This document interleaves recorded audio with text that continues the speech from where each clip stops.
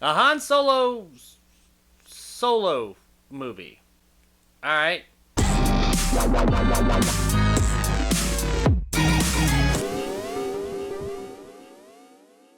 Solo, a Star Wars story, follows a young Han Solo on his path to becoming an older Han Solo. Yep, that's about it. That's about all that's going on here. So since Solo came out, it has caught a lot of flack. And while maybe not all of it is totally deserved, a lot of it kinda is. Let's start with one of the good things. The performances. They're all really good here, actually. Better than anything we got in the prequels, that's for damn sure. Alden Ehrenreich is a pretty good young Han Solo. He's a bit more naive than we're used to our Han Solo being, but he is supposed to be a younger Han Solo, so I guess that kinda makes sense. The standout here, though, would definitely be Donald Glover's deadpan portrayal of a young Lando Calrissian. You absolutely believe that this guy is young Lando. If I didn't know better, I'd think that Billy D. Williams jumped in a time machine, got 20 years younger, and then played in this movie. He does a great job here as Lando. Everybody else in the movie does a good job too. There's not really any bad performances here. Besides Donald Glover, there's not really any great ones either, but none of them are bad. They're all pretty good. The special effects here are great. Some of, if not the best in the series. But that is kind of expected from a movie that cost hundreds of millions of dollars. Either way, I don't want to take anything from it. The special effects are really good, and they actually do integrate some good practical effects as well. The music, while not very memorable, is very Star Wars and does fit nicely within the series. Okay, so that's more or less all the good stuff. Now on to everything else. Now my main problems with this movie revolve around the story. Not the actual story, like what's going on so much,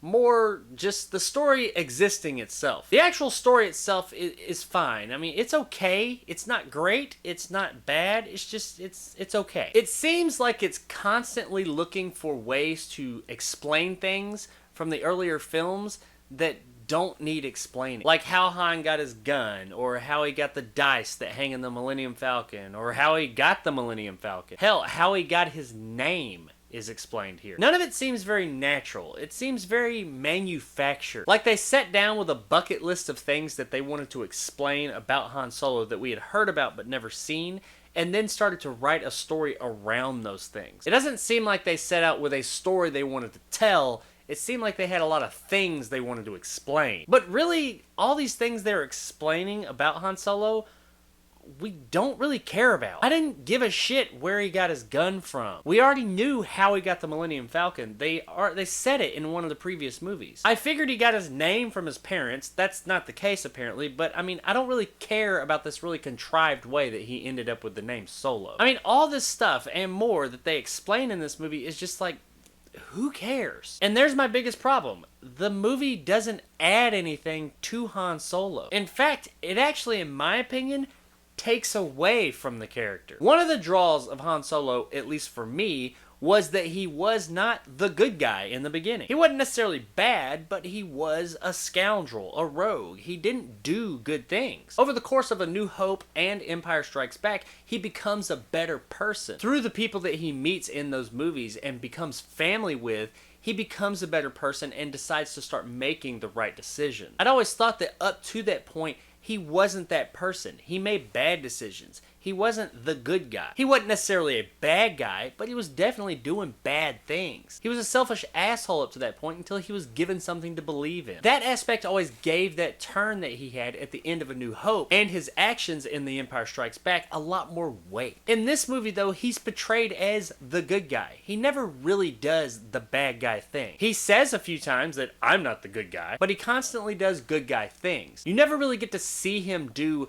the bad guy stuff that we've been told he was doing before A New Hope. He's involved in a few situations that are unsavory, but he's never really the instigator of these things. I feel like the movie didn't quite have the balls to show the character in a negative light. And since the movie never does show him in that negative light, it comes off that, no, he didn't really change in A New Hope. He was always that guy. So all the things that happened to him that we experienced and witnessed, that's not what changed him. He was already that guy. It takes away from the events of episode 4 and 5. The movie also seems a lot longer than it really is. Mainly because some parts of it are just kind of boring. The movie's entertaining enough to watch, I guess, but it's never quite up to the level of a Star Wars movie. Guys, there's just not really much going on in this movie. From a technical perspective, it does everything right. But the story's just manufactured and you just don't care. We care about the character of Han Solo, but we really don't care about this Han Solo because it doesn't add anything to the one that we love. While the film's not terrible, it is very unneeded and unnecessary, and because of that, at